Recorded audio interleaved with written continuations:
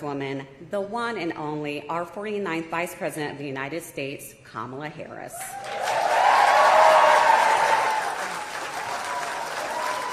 Just a moment. I'm glad y'all are excited a little bit more. So we do have something in the network right now.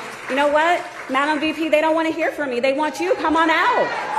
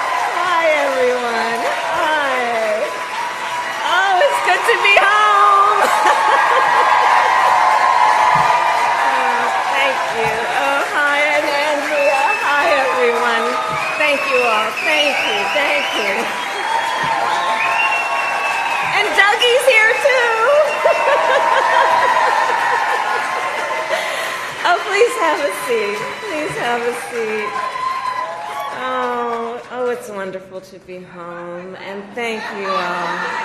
Thank you. Oh, in 20 years, Andrea, my goodness. I mean, your babies are grown. Good evening, everyone. Thank you for supporting Emerge.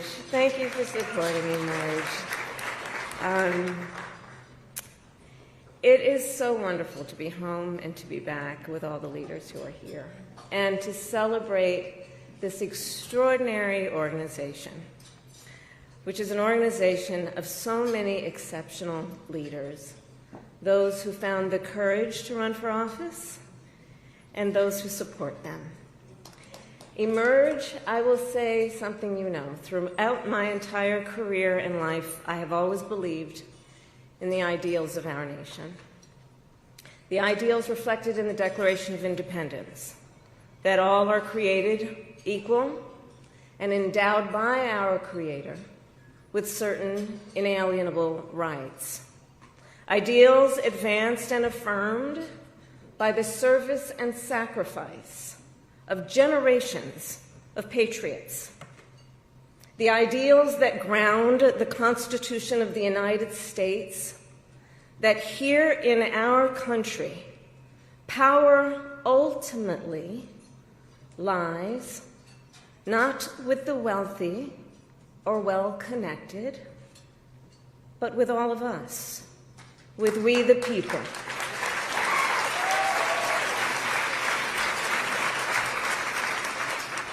Now, of course, I recognize that America has never fully lived up to these ideals, that for all the gains we've made, the American dream has for decades been slipping further out of reach for so many, and that the American people deserve leaders who make their lives better and make our country stronger. But sadly, we have seen quite the opposite over these past few months. Now, I know tonight's event happens to coincide with the 100 days after the inauguration, and I'll leave it to others to give a full accounting of what has happened so far. But I will say this. Instead of an administration working to advance America's highest ideals, we are witnessing the wholesale abandonment of those ideals.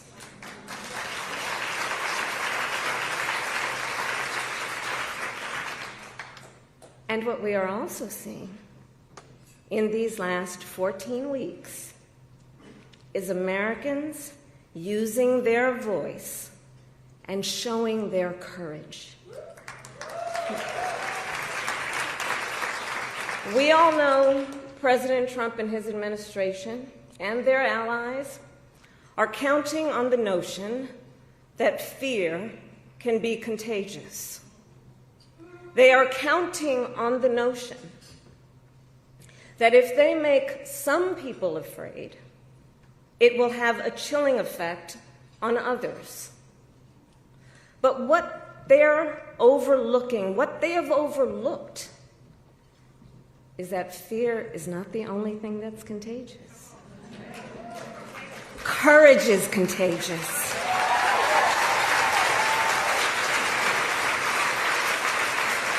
The courage of Americans who are banding together in the face of the greatest man-made economic crisis in modern presidential history. Americans across the political spectrum who are declaring that the president's reckless tariffs hurt workers and families by raising the cost of everyday essentials, devastate the retirement accounts that people spent a lifetime paying into, and paralyze American businesses, large and small, forcing them to lay off people, to stop hiring or pause investment decisions. The courage of Americans we are seeing who are rallying at Social Security offices to protect their hard-earned benefits. Of Americans who are speaking out to say, it is not okay to violate court orders. Not okay. Saying it is not okay to detain and disappear American citizens or anyone without due process.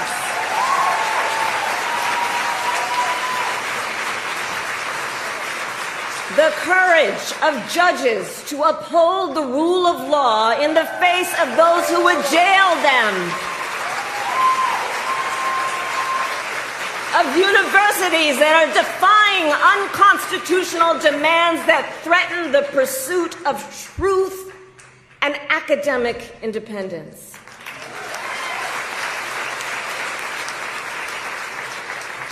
And I will tell you, the courage of all these Americans inspires me.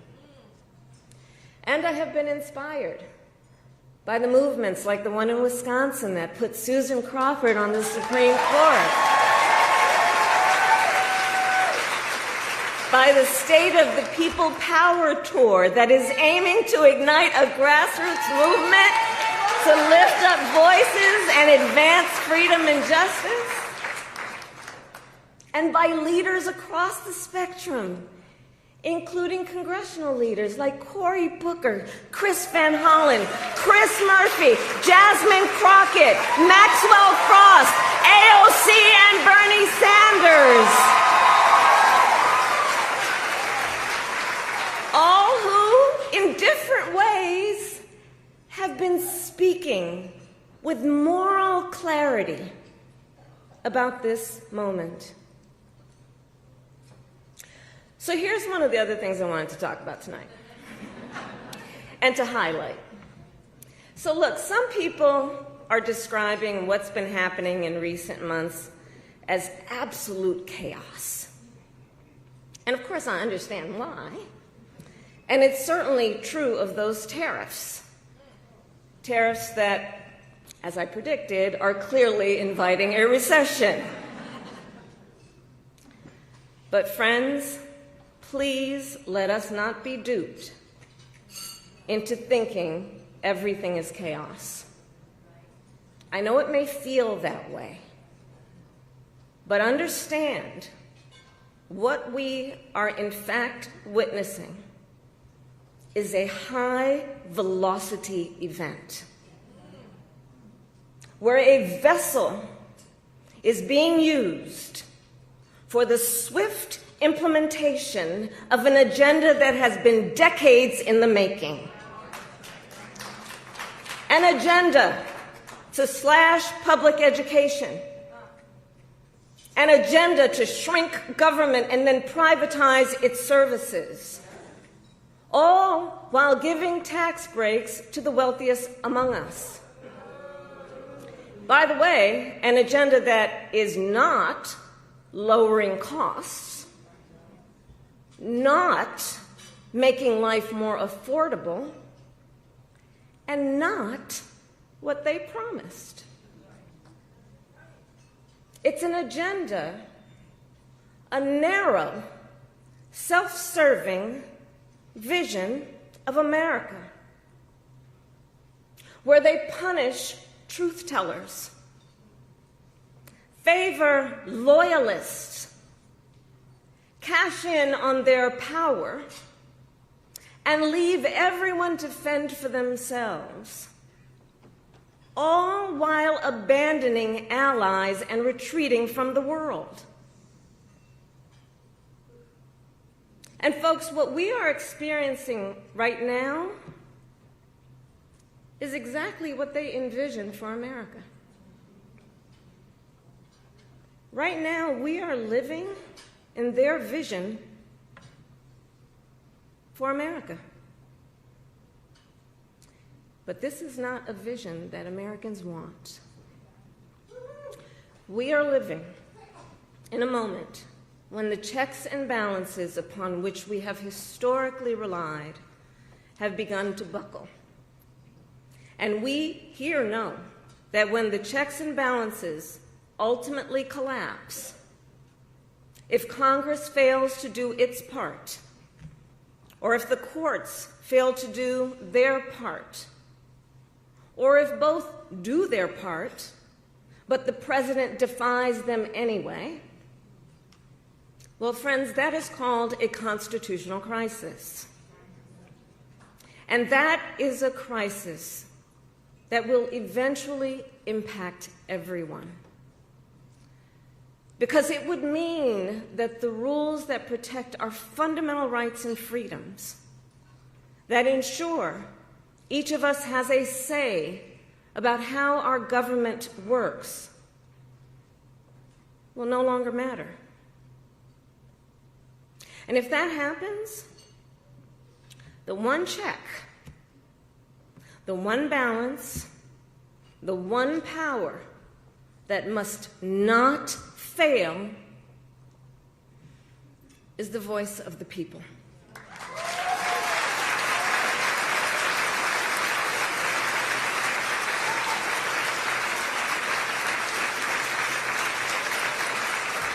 And look, right now I know a lot of folks are wondering what's going to guide us through this moment. How are we all going to figure out how to chart the course? But that's not a reason to throw up our hands.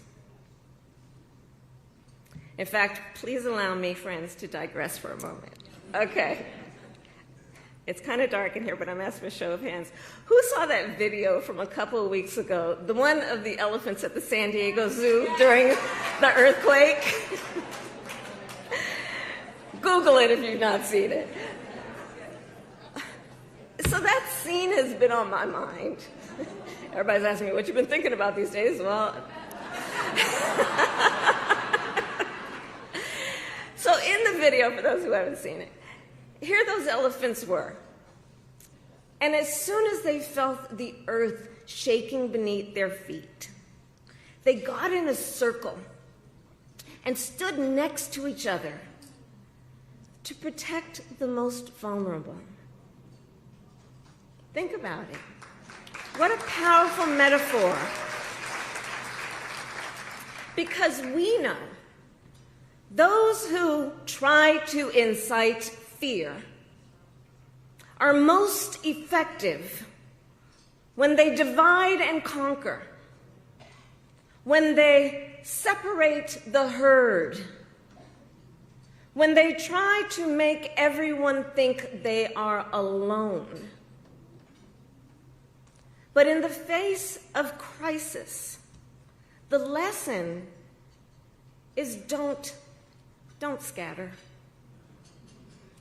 The instinct has to be to immediately find and connect with each other, and to know that the circle will be strong.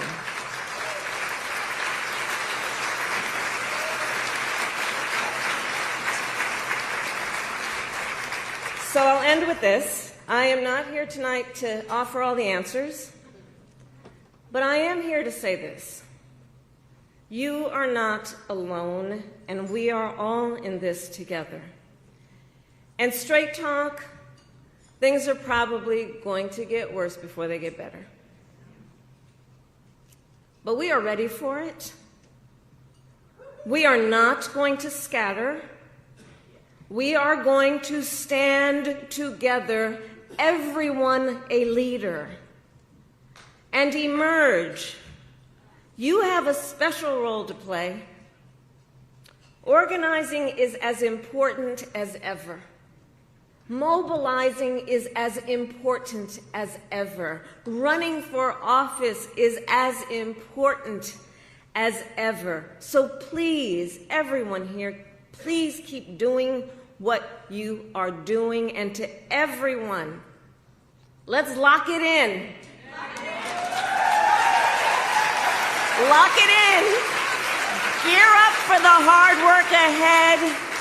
And please, always remember, this country is ours. It doesn't belong to whoever is in the White House. It belongs to you. It belongs to us. It belongs to we, the people. Thank you. God bless you, and God bless America. Thank you all.